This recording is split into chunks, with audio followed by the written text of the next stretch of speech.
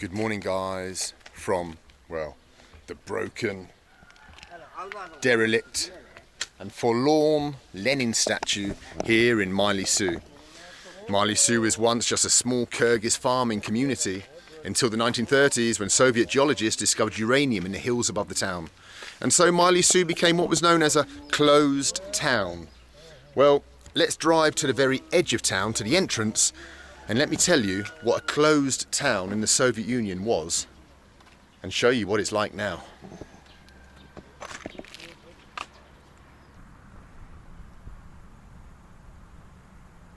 Well, I'm here on the very edge of town, at the entrance to Maylisuu.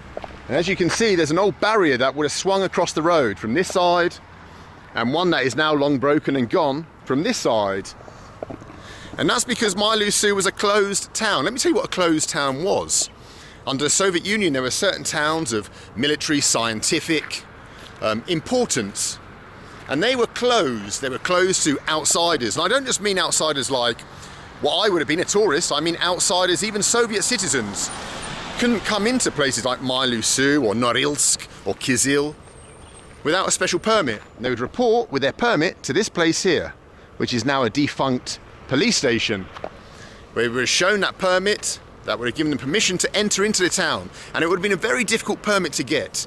Outsiders weren't allowed into Maylisuu because of the uranium that is in those hills. But now even babushkas can come into Maylisuu. Здравствуйте, salam.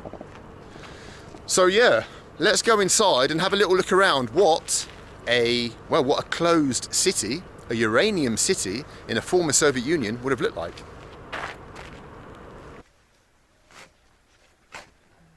Ну, при СССР. Был другой город или как? При СССР было классно.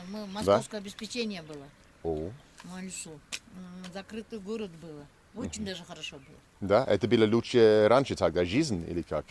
Просто мы к Союзу относились, Россию, и хорошо было.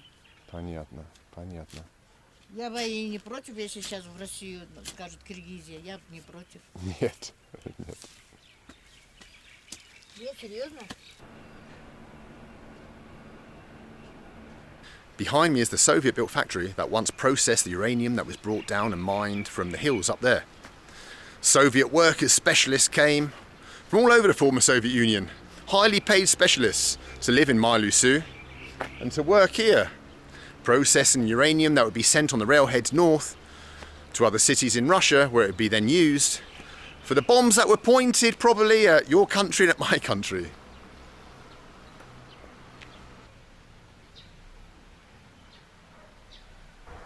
Behind me is the old Soviet Universum, the supermarket, basically, central supermarket. Is now long closed, but you see, this would have stocked much better goods than in other normal towns, non-closed cities, because if you were working on an important project such as the mining of uranium for the Soviet Union, you got certain rewards. So in this shop, the people who'd come from across the Union to work here, maybe they could have got themselves some, I don't know, some Wrigley's chewing gum, or a can of Pepsi, rarities in the Soviet Union, such as that. It would have all come here, stocked up. Not much for sale now. Это черное с белым. Как здесь жили, как ходили. Ну, были там. Все, короче, работало. Это сломали. Я на Кугай приехал, 2 домов нету там. Ну, короче, ну, что сделаешь? Они вот, молодежь-то не виноваты, значит, правительство. А раньше я молодежи рассказываю, что было. Мы выпить, все, вина, короче, колбаса, продукты, все были идеально. А теперь берешь, не знаешь, что кушать.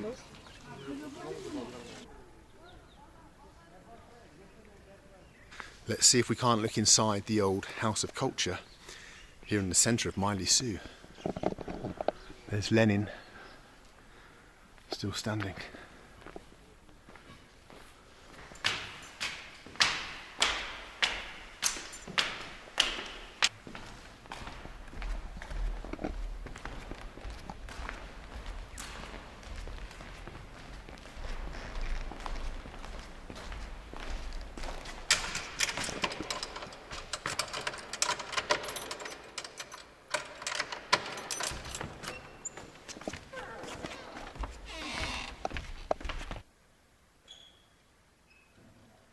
Oh, super, спасибо большое. Wow, look. This lady's been kind enough to let us into the old Dom Cultura. The stage where they would have given performances, and unlike the other ones we've seen on our travels throughout the Soviet Union, look how plush this one is. The velvet chairs, the chandeliers, the red curtains, the plushness of the stage. And that's because this was a closed city, and so the people, as I've said before, were rewarded for living in such a town, and they would have brought artists from all over the former Soviet Union. Famous stars would have come to perform on the stage of this little town in the middle of nowhere, Maylisuu. And here would have been the nomenclature. The people of the party would have sat here and watched the stage, and there would have been performances in different languages of the Union, in Belarusian, in Ukrainian, in Russian, in Kyrgyz, Tajik maybe, in Uzbek, because people had come from all over the country to perform here.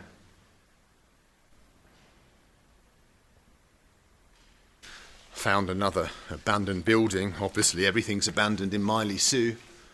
Here, overlooking the town. Let's go inside and, well, see what we can find.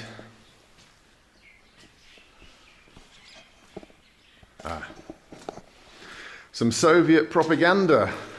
Some kids off to school with their books studying. Here, the achievements of the Soviet Union.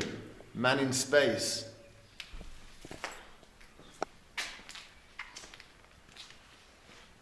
Wow. More Soviet pictures on the wall. The cosmos to space. How interesting. I don't know what this was before, but maybe this is a clue. Some kind of instruments on the floor.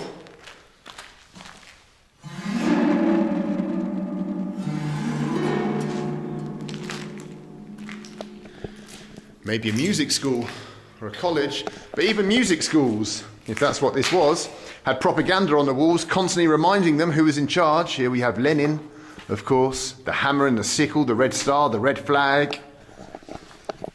Soviet citizens were constantly bombarded with this propaganda to legitimize the Soviet government, to remind the people who was in power and that they should respect it. And so everywhere they went,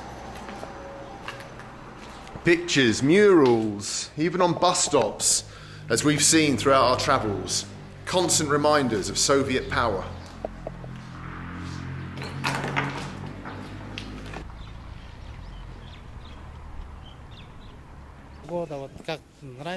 Страна очень нравится, да. Но жаль, что ваш город заброшен. Никто не смотрит, никто не смотрит. Коррупция, все жрут. Люди как? Еле как вот. Жаль, конечно, да. Бедные люди, но Да, красивая страна.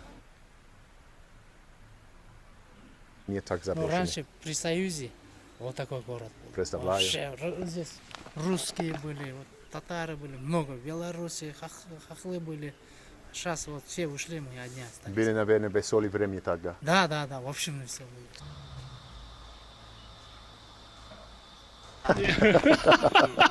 Какой скупой нахуй! Wow, I've met some friendly Maylisulians. I think they've had a drink. Да, Бенджамин, да. слушай, Слушай. друг, Что вы хотите сказать? все болеют. Шнапс, один шнапс. Где? Вот, Давай. Okay, we're buying the guys some drink. Should I be encouraging them or not? I don't know. But how can you turn down a Maylisulian when you live in this crap hole? Давайте. Здравствуйте. Можно, пожалуйста, 3 шнапс для моих друзей? 3 шнапс, 3. 2 хватит, 2. 2 хватит. 2 хватит. 2 шнапс. 2 шнапс. Только 2. О, Спасибо. ага. Рахмат. Возьмите, брат. На. Дён, Where are we off to? We're off on a Maylisuu adventure. Пойдем. Пойдем. Что здесь? Что-то интересно? Да? Раньше было красивее, наверное, здесь. О, Но сейчас, видите, you can see the old fountains. Раньше это работали, наверное, фонтан раньше. германцы работали, германцы. Wow. So the Germans here came here, they said. Конкретно был фонтан. The Germans built this town basically. Don't know how or why they were here, but they did. Here's an old plinth where there's probably a statue before of some dude. And up here we have the old Soviet Second World War Memorial. Wow, смотрю. Памятник, 42-й. Да, вижу, кыргыз солдат. Развалюха, вы видишь? Да. Развалюха.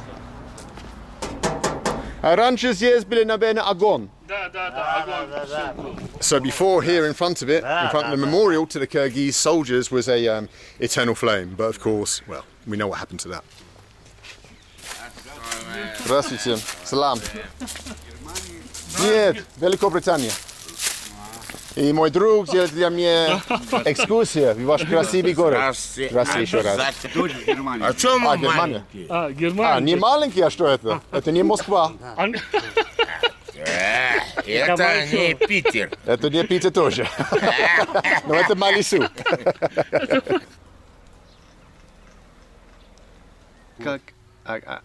Как жизнь сейчас в Maylisuu? Раньше, когда... Сейчас жизнь в Maylisuu нормальная. Да. Ну как, не то, что раньше было, но вот как это. Это время же события переходит одно к одному. Да. Мы как, пожилые люди, да, раньше было хорошо. Ну, короче, как вам объяснить? Ну, конечно, то, что было, то, что было. Не то, что сейчас. Так по-русски можно будет сказать.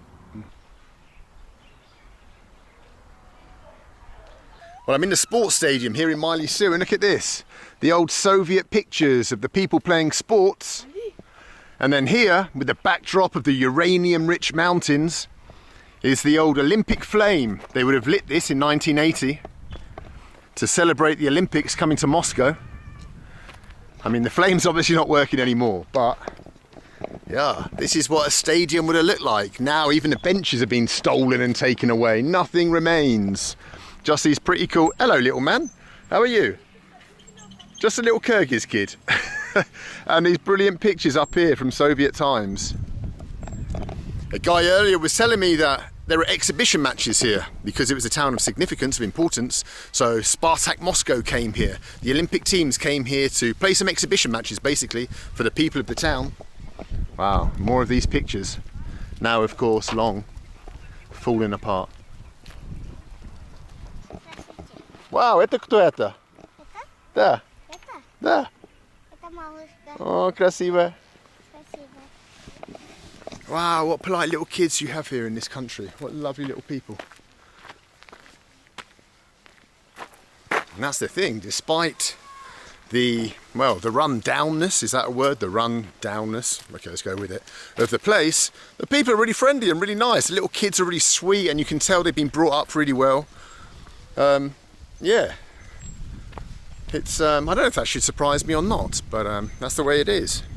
Despite what they're growing up into, and going to one day try to escape from, no doubt, they're, they're wonderful little people.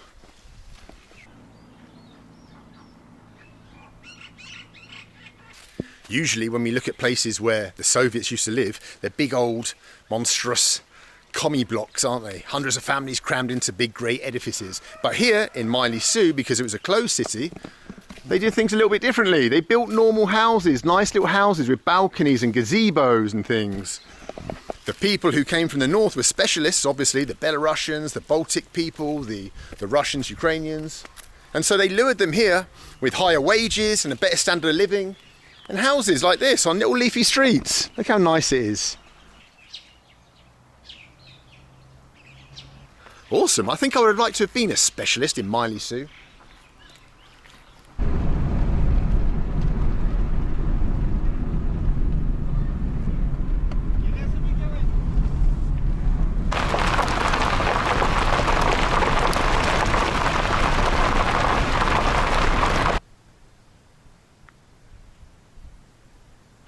Here in the hills above the town of Maylisuu is a laboratory where they would have analysed the uranium that was coming out of the mountains. Here's a mural showing a couple of boffins. There you go, there's a man doing something or other with a stick, I don't know, and a woman holding some test tubes and some chemical formulations. But now look at it. It's just, wow, just totally destroyed everything here. Everything that these people worked to create, dedicated their lives to, is just smashed to pieces and destroyed. And here is a perfect example of that. Look at this. Upturned fountains and basins and plinths that are just missing and torn apart. You know, this is the thing that I don't understand about what happened after the fall of the Soviet Union. That the governments that came afterwards just mismanaged their independent nation so badly to this day. Look at Ukraine, look at Moldova. There's been no progress almost in the last, 30 years. It's like, how could they get it so wrong? They came to power with such goodwill, independent nations, finally free of the Soviet Union. And yet, well, look at this place. No wonder so many of the people miss the USSR.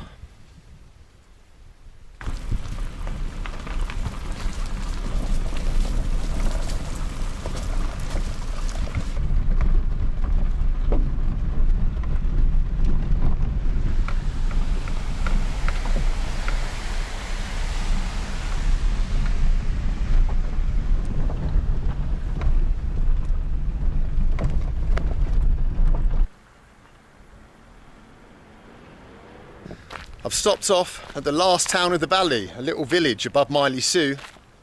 And this is where the actual miners who went into the mountains underground and dug out the uranium, a dangerous job, lived. And they didn't get the special privileges that people down in Maylisuu had. They had to live in these wooden buildings, freezing cold in the winter. They will have shared amongst maybe 4 families, 1 kitchen, 1 bathroom, all crammed in up there. Kommunalkas, as they were called. Yeah, life was different for the miners than for the engineers.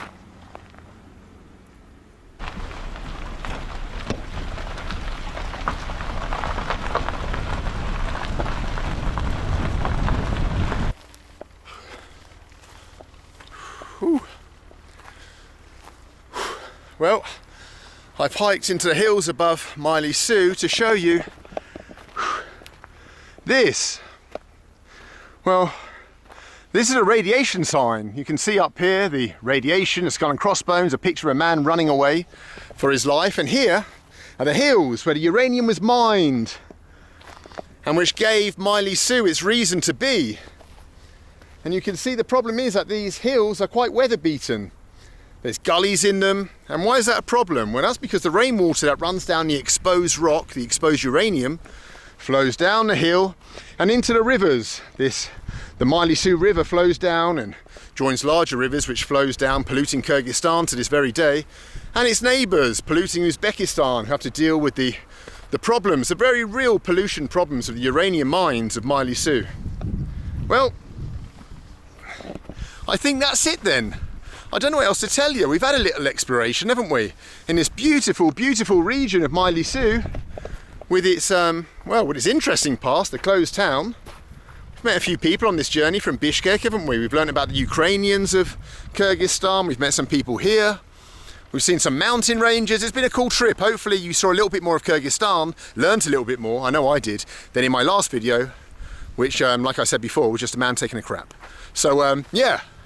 Until next time from some other country, God knows where, God knows when. It's goodbye from Maylisuu Valley. And it's good night, good night. Okay, let's go with that. It's good night from me. Until next time, guys. Adios.